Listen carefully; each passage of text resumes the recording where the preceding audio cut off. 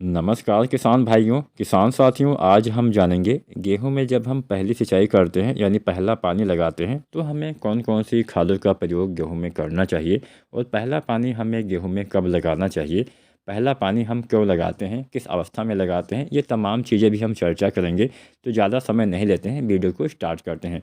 अब गेहूँ में हम पहला पानी CRI स्टेज में लगाते हैं, जिसको क्राउन रूट इनिशिएशन बोला जाता है। हिंदी में अगर हम बात करें तो इसको हम छत्रक अवस्था बोलते हैं। अब क्राउन का मतलब छत्रक या फिर मुकुट भी आप मान सकते हैं। तो जो जड़ें होती है ये छत्रक यानी मुकुट के हिसाब से मतलब पनपती हैं, फैलती हैं। जो इसका आकार होता है वो एकदम क्राउन की तरह हो जाता है। मतलब जो हम बुआई करते हैं जब गेहूँ की, तो जो तब जड़ें निकलती हैं वो जड़ें नीचे जाती हैं, मतलब कुछ कुछ। उसके बाद जो दूसरा वाला स्टेज में जड़ें निकलती हैं वो थोड़ा ऊपर से निकलती हैं, जिससे पूरे मतलब वही मेन जड़ आप बोल सकते हैं, जिससे आप बाद में मतलब 20-25 दिन के बाद जब वो जड़ निकलना स्टार्ट होती है उसके बाद से लेके अंत तक वही जड़ आपकी सही से काम करती है। तो ये अवस्था काफ़ी महत्वपूर्ण मानी जाती है।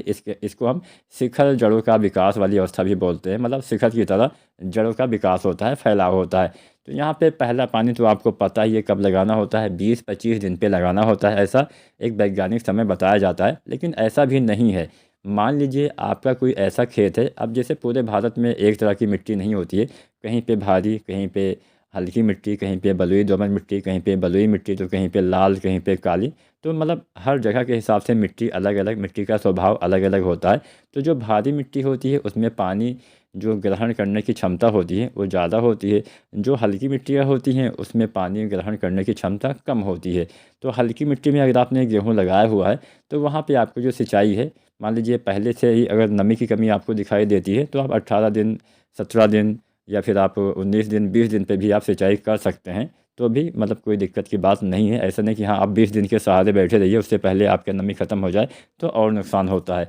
तो वैसे एक औसतन समय 20 से 25 दिन का बताया गया है। इस समय सिंचाई थोड़ा सा अच्छे से काम करती है। अब यहाँ पे किसान साथियों हम पहले पानी पे खादों की बात भी कर लेते हैं, क्योंकि जैसा कि मैंने बोला इस समय आपके शिखर जड़ों का विकास होता है, जिससे आगे की जो जितना भी आपके पौधे का जीवन चक्र है उसी जड़ के भरोसे चलेगा। तो उस जड़ के विकास के लिए कुछ खादें हमें अलग से डालना होता है। मतलब अगर आप इस समय सही से खादों का प्रयोग नहीं कर पाएंगे, मान लीजिए शुरुआत में आपने कोई गलती भी कर दी, शुरुआत में आपने सही से खाद नहीं दिया, तो इस समय भी आप खाद की पूर्ति अच्छे से करिएगा। यह अवस्था काफ़ी महत्वपूर्ण होती है कल्ले के विकास के लिए।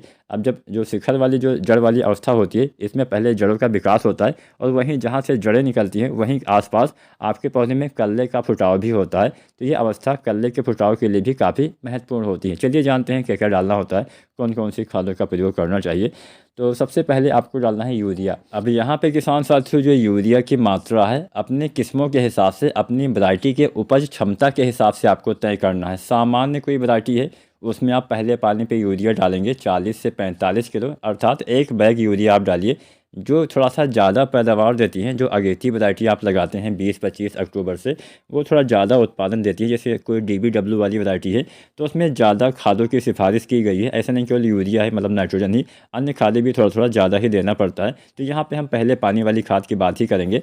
तो मान लीजिए कोई वैरायटी ज़्यादा उत्पादन देती है, उसमें आपको पहले पानी पर लगभग 10 किलो, 15 किलो या 20 किलो वैरायटी के हिसाब से आपको यूरिया की मात्रा बढ़ा लेनी है। मतलब सामान्य अवस्था, सामान्य वाली वैरायटी में आपको लगभग 40 से 45 किलो यूरिया डालना है। अगेती जो किस्में ज़्यादा उत्पादन देती हैं उसमें आप यूरिया की मात्रा लगभग 15 किलो या 20 किलो तक भी बढ़ा सकते हैं। तो 65 किलो या आप 60 किलो आप यूरिया जो किस्में ज़्यादा उत्पादन देती है उसमें आप डाल सकते हैं, अच्छा लाभ मिलेगा। 70 किलो तक भी आप मात्रा ले सकते हैं। तो ये तो बात हो गई यूरिया की। अब ऐसा नहीं केवल यूरिया खाद का ही प्रयोग करना है, इसके साथ आपको डालना है जिंक।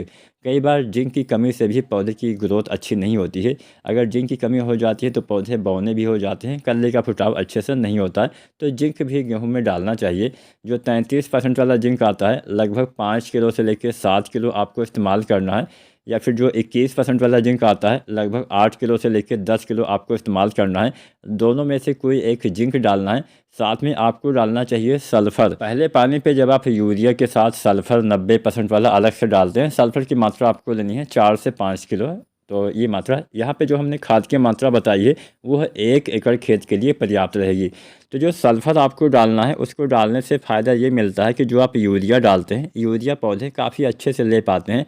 अच्छे से ले पाने का मतलब होता है ज़्यादा मात्रा में ले पाते हैं। ऐसे अगर आप यूरिया डालते हैं तो मुश्किल से 20-30 या 40% ही मिल पाता है। सल्फ़र के साथ डालने से 50% इससे ज़्यादा भी मिल सकता है। तो इस बात का ध्यान रखना है, सल्फ़र के साथ यूरिया डालेंगे तो अच्छा लाभ मिलता है। नाइट्रोजन पौधे ज़्यादा ग्रहण कर पाते हैं और लंबे समय तक आपकी ये मिट्टी में बना रहता है। उम्मीद करते हैं आज की वीडियो, आज की जानकारी पसंद आई होगी। वीडियो जानकारी पसंद आई है तो लाइक करें।